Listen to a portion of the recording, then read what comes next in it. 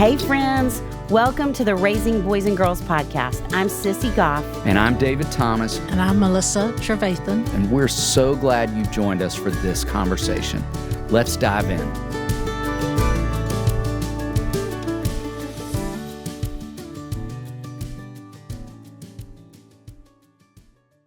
Emily Ley is the founder of Simplified, a brand of planners and organizational tools for busy women, and the creator of the Simplified podcast. Emily has been featured in Forbes, Glamour, and Good Housekeeping. Emily is the author of national best-selling books, Grace, Not Perfection, Embracing Simplicity, Celebrating Joy, A Simplified Life, Tactical Tools for Intentional Living, When Less Becomes More, Making Space for Slow, Simple, and Good, and Growing Boldly, Dare to Build a Life You Love, along with her children's books, You're Always Enough and You'll Always Have a Friend, What to Do When the Lonelies Come. An author, entrepreneur, wife, and mother to three, Emily lives in Pensacola, Florida, with her husband Brian and their son Brady and twins Tyler and Caroline. Emily is a longtime friend of this podcast and someone we always enjoy connecting with. Enjoy this conversation with our friend, Emily Ley. Emily, we are thrilled to have you back on the podcast. I hope you would know that we are such fans of the work you do and you as a person, and you are jumping up and down at the thought of getting to have a conversation with you and just spend time with you. But for anyone whose life is not completely organized by your work or does not know the amazing things you offer, will you just fill them in both on what you do and the family you get to do it alongside? Absolutely. Well, first of all, I adore you both. And I actually just posted to Instagram right before we got on here that I can't think of two other people outside of my own parents that I just cling to their advice when it comes to parenting. And you have helped me so much with two girls and a boy. So thank you for what you do and for having me on. My name is Emily Ley. I am a mom to three kids. I have twins who are 9, a boy and a girl, and I have a 13-year-old son, which is really weird because I'm still like 20. I don't know how that all adds. The math doesn't math. I'm still in my 20s. I'm also the founder of Simplified, a brand of planners and organizational products for women. I'm an author. It's a wild and crazy journey, but I love it. I love what I do, and I love that I get to do it with people like you guys.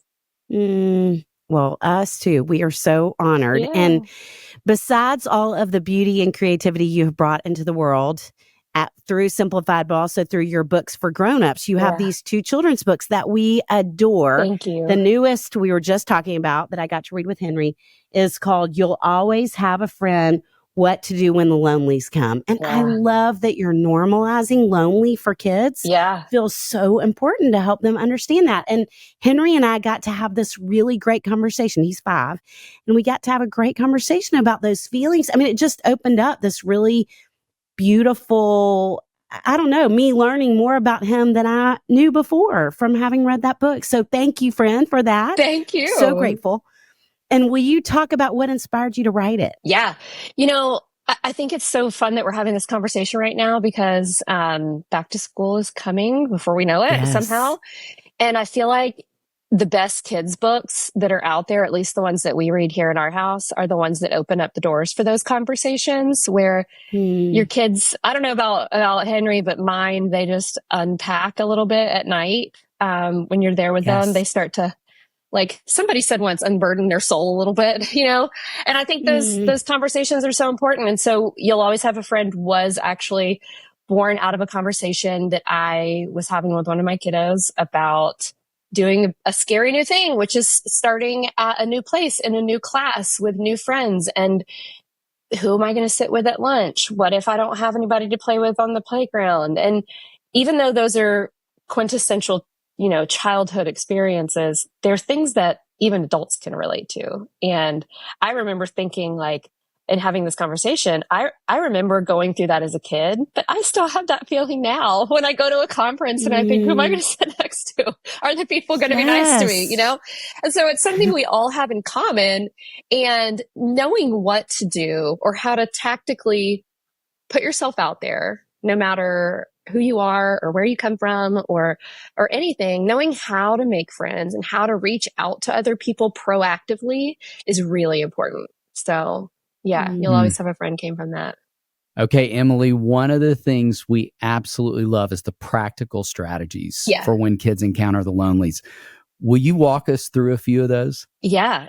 I am one of those people that I love a good inspirational story, but at the end of the day, I need you to tell me how to actually do it. Like what?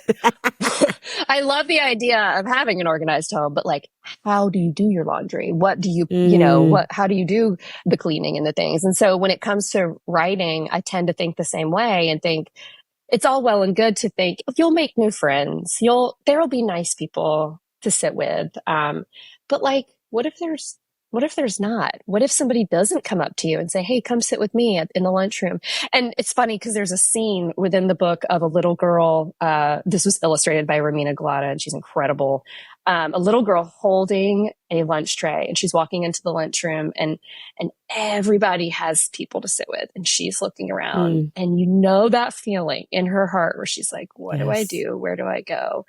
And so all of this kind of like being born out of that moment of what do I do? Going up to another child and just introducing yourself. What do you say? Well, you just say, hey, what's your name? My name's Emily. I'm in 2nd grade. Or, hey, can I sit right here with you? You have a pink lunchbox. I have a pink lunch, whatever. I think those things are so important. I think it's also important to know that there will be times when connecting with another person is hard. And so it's really special to know that there are lots of places you can find friends. You can find friends in the pages of a book. You can find friends, in a trusted adult who may not be your age, but might have really wise things to pour into you. At the end of the day, it's important to know you have yourself. And so all of those tactics are kind of sprinkled throughout the illustrations and the words of the book, making it, something where we're packing their toolbox a little bit and not just sending them out with a pat on the back, I love that. Too. Well, and one of the things you talk about, I feel like I have conversations with girls about in my office all the time. And one of the things I'll say to girls, this is going to sound kind of harsh. Hopefully I say it with a lot of love, but that nobody's going to follow you into the corner. If you're isolating and pulling away, thinking someone's going to follow you, it's not going to happen because the same self-consciousness you feel, everybody else feels too. And there's such an undergirding theme in the book of the importance of reaching out to someone else. Yeah. Because that certainly helps any of us with the Lonelies. And will you talk about why you felt like that was important to include? Yeah. Because I was jumping up and down when you did. Oh my goodness. Well, when I was how old was I? 25 years old. I got married and moved away to Tampa with my husband. And it was so exciting, but I knew nobody. I had no friends. And then I did it again 10 years later, moving home to Pensacola. And the tactile for a child is the same as for an adult. You have to put yourself out there. And it is terrifying. And it's okay to say, this is scary. It's scary to go up to someone and say, hey, can I join the soccer game? Or, hey, can I sit with you? Or, hey, can I borrow your scissors? That kind of stuff is scary, but putting yourself out there is the only way to make the friends. Now, on the flip side of that, there's something really cool and special about not just teaching children to put themselves out there to find friends, but to be the one who in turn looks for the kid who's lonely. And I think more than anything else in this book, that is what I'm most excited about, is this idea of being an includer, because you only develop that kind of empathy where you have the capability of reaching out to other kids once you know what it feels like. And we all know what it feels like to be alone, to be the kid who runs into the corner, who hides in this is a quintessential, like, 3rd grade memory for me, going to a new school, not knowing anyone, and hiding in the tunnel on the playground. It was a concrete tunnel, and I just hid in it because I didn't know what to do. And so, I think that is one of the most important things too, is that not only do we teach kids that it's okay to reach out to find a friend, but it's also so important to look for the kid who is all by themselves. I can't take credit for this because I don't remember doing it, and I don't know why I did this because I wasn't purposefully searching people out. But one of my very dearest friends still in adulthood came to my school in 5th grade. Her name's Tammy. David's met her. And she would still say I was the first person to ask her to play with me on the playground, which I don't even remember. Sissy, I don't know that's why. me. Again, it wasn't like I was some kid who was always reaching out for the underdogs or the new kids. That day I must have thought she seemed nice. And so I did, but it formed that huge, it changed her perspective on school, and obviously was significant enough that she still talks about it at 54. Oh, that I did love that. that. So anyway, so it's so helpful to encourage your kids to do that. I love it. It really is. I was thinking, Emily, as you were sharing that, I will so often encourage parents, we instinctively ask that question of who was a good friend to you today, and flip that and ask, who were you a good friend to, which feels so in keeping with where you're going within that challenge, and inviting kids to look for kids who need a friend, and the purpose I think kids feel in the midst of that. So thank you for reminding us of that's such a the true importance word of that. It's the purpose and the confidence they develop in doing that of like, hey, come into the group. Let me circle you in. I'll never forget Brady's my oldest. He's 13 now, but he was starting at a brand new school in second grade when we moved home to Pensacola. And I got an email from the principal that said Brady's receiving a little citizenship award at like our Friday pep rally thing that we do. And I was like, he's brand new. How is this? So first or second week of school, I go, and that kid, he received an award for reaching out to a new student and befriending them and showing them around the school. He was brand new himself. I don't know how he knew where he was going or what he was doing, but I tell you what, getting all A's on our report card is cool, but getting that kind of news about your kid, like nothing spills my heart out more. Tell him how proud we are of him. Yes. Okay, how would you encourage parents whose kids are feeling lonely? Like what messages could they convey to their kids, and what experiences do you think could help? I think being in constant communication with your kids is really important when it comes to, especially these transitional times, going back to school, starting a new sport, joining a new team, that kind of thing. Being in constant communication, finding out how they're feeling about it. And if there are kids that they're developing good relationships with that you can help foster, that for me has been really key. And then just knowing where their struggles are. Tactically, it turns into not right when they get in the car after school. I don't know about other people and their kids, but my kids get in the car after school and they're tired and they don't want to tell me anything. But at night, when it's time to go to bed and they don't want to go to bed, they'd rather do anything, they'll a lot of times kind of open up. And that's when I can get some of that information to see what kind of encouragement they need and that kind of thing. But one of the most important things to me with the book was that the illustrations were very inclusive and every child could see themselves within the pages. And so I love that about the book. I totally noticed that so much. And so reminding them that this happens to everybody. These lonely feelings happen to kids. They happen to adults. They happen to the person who wrote the book. It's all so very normal and just a part of life. Yes. Well, as this is coming out, we know school's starting back and we'll have a lot of anxious kiddos, as we talked about a few minutes ago. What encouragement or what practical things would you say? You've said some great ones already, but what would you add to what we've talked about? Practically, I would say something that my mom used to do with me, and I loved this, and I still do it with my kids, is to do a little bit of role play.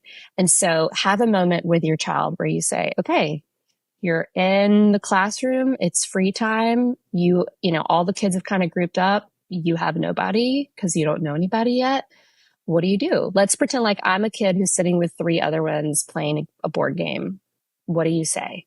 And you practice. And that's really how you get good at it. You get comfortable saying the words, introducing yourself and just saying, hey, my name's Emily. What's your name? Can I join? That kind of thing. And there might be kids who are like, no, you can't. There's already 4 players. Cool. What do you do then? So what do you do at that crossroads? And having those conversations is so helpful because it puts the stones into place that the kids then know they can follow tactically when the situation arises, and it will. So I think that's one really good one. And then also just reminding them that, I love that. At the end of the day, when they come back, they can tell us anything. We can have all the conversations, and that they're always loved, that they're loved and adored just as they are. Yes. So really they need both your books. All of them. Because the other one's called You're Always Loved. Yeah, exactly. Right. Yes, they do. Yes. Okay, Emily, you shared a couple of stories from your own journey as a kid. We want to talk a little bit more about you as a kid. Yeah. How could parents know if they have a little entrepreneur on their hands? And what could they communicate to this kid as they're seeing evidence of this developing or growing inside of them? I have a couple of them here. Maybe all of them. I don't know. It's funny. Brian and I always say that we thought for sure God would give us one child who's the wallflower, like the really quiet one. We don't have any of those. They're all great big personalities. But I will say something I always lean on, that my parents said to me was, you can be anything. Like Emily, this is, they were saying to little Emily, I would never sit still, by the way. I think that was probably the first sign that I was going to, dream up something crazy to do with my life. They would say, you can be anything. You want to be an astronaut? We will be there cheering on the rocket ship. You want to be a teacher? We think that's fantastic. We will support you. You want to be in the circus? We will be in the front row. And so I feel so privileged and lucky to have grown up in an age where I was a girl and I could do anything. And I knew in my gut that nothing would stop me because my parents built that inner voice for me that to this day, I still kind of lean on. It's like, no, I can do that. It's okay. We can work through it, And so I try to do that with our kids. I try to make sure that the words that we say or that I say, they are putting in their back pocket and they're going to pull them out one day to be that inner voice, I try to encourage them and not put down any kind of crazy, weird idea or what they're into. That I think is actually really important. I have one kid Tyler, he's the oldest of my twins by 3 minutes. He will make sure you know that. He is 9 and he is so into Rubik's Cubes. He is so into Rubik's Cubes that today is the 50th birthday of the Rubik's Cube and we are going to celebrate. Just in case you didn't know already, it's not on your calendar. But like encouraging that kind of thing with him, just keep encouraging it. Whatever it is that they're into, I always tell them is an arrow pointing toward where God has made them to go, and being aware of those arrows and knowing like this crazy interest that I have, whatever it is, it's not weird. It's not a quirk. It's a kind of like a little message from God about like, this is who you are. This is who you were made to be. And, 41 years later, looking back, I can see it all makes, hindsight's 2020. It all makes perfect sense now that I would go on this entrepreneurial journey, but encouraging the arrows, teaching them how to look out for them and identify them. That's been a really cool thing to do and talk to them about as they've gotten older. Oh, I love that so much. That's awesome. The arrows. I've never heard it said that way. Well, so talking about your parents, but just in general, if you had to say what your favorite parenting advice you've ever received has been, what would you say? Hands down, you are raising adults. You're not raising them to be kids. And my dad has said that to me since I was a kid, that we aren't raising you to be a big kid. We are raising you to be a grown-up woman. And so we do that with that in mind. Because of that, we focus on like, how to be a person. We teach them life skills and try to remember that these are things that they're going to take with them. That, it's cool to look back at my own life and think like, there are a lot of things my parents taught me, but there are holes too. Cause we all grow up in different times. And like when we go to an airport with our kids, we get off the plane and we say, where do we go? I'd never traveled on an airplane until I was in college. So I didn't know how to navigate an airport as an adult. It took trial and error and getting lost. And so with our kids, we say, where do we go? And they have to follow the signs, learn to ask questions, learn what to do if you're late or if you go the wrong direction. And Brian's favorite thing, my husband, his favorite thing to do is just follow them the wrong way. So if they say go right, we go right. We go all the way right. And then all of a sudden they realize it and we got to figure it out and go left.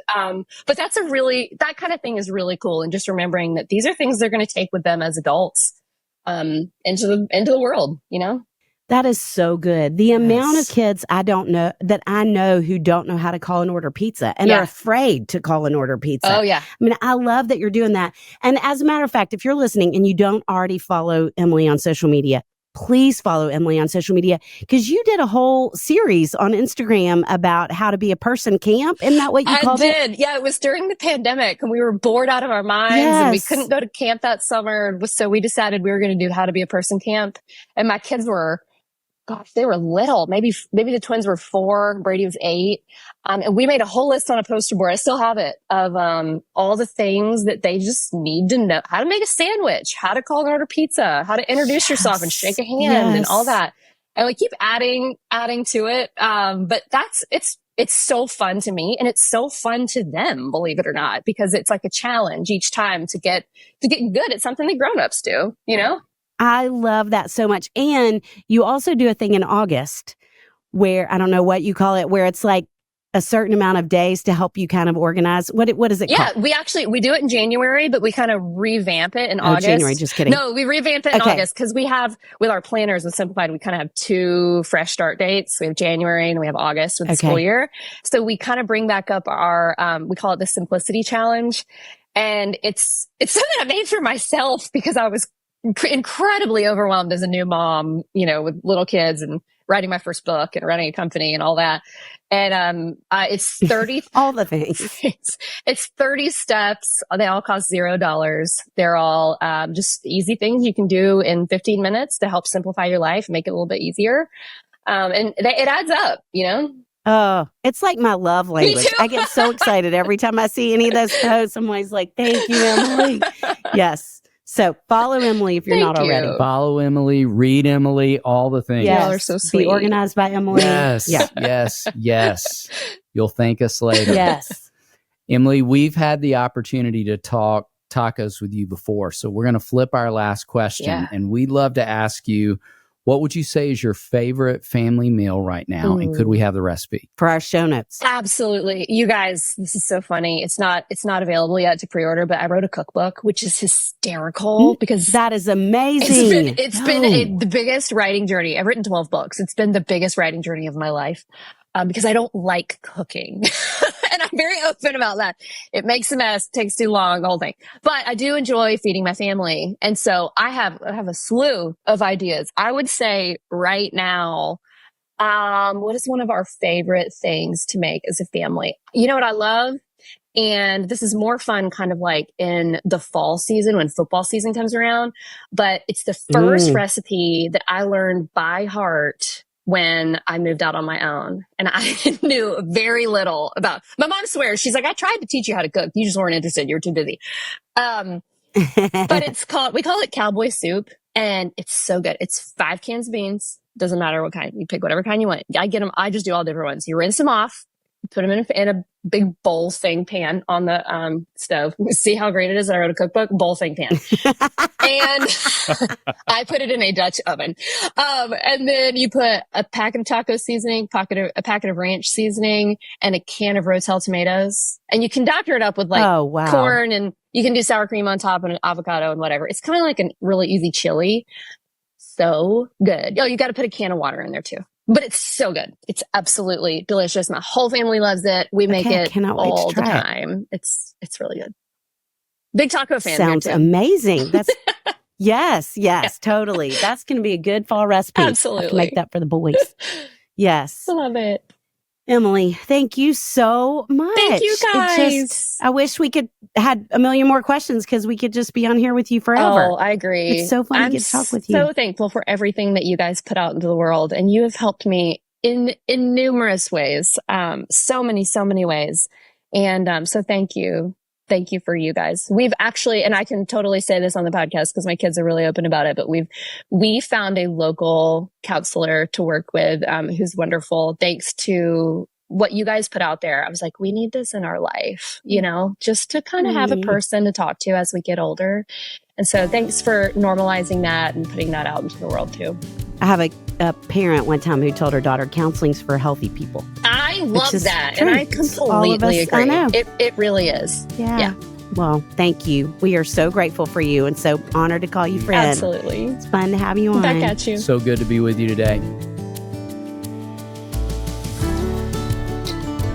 David, what a team we have that we get to call friends who help make this podcast possible. Amanda Young, our operations manager. Chris Starrett, our engineer and producer. Our management team at KCH. And we are thrilled to be a part of the That Sounds Fun network. Our music was created by the insanely talented Dave Haywood of Lady A. And if this podcast felt helpful to you, please consider subscribing, liking, sharing, all the things. We are grateful for you and cheering you on always.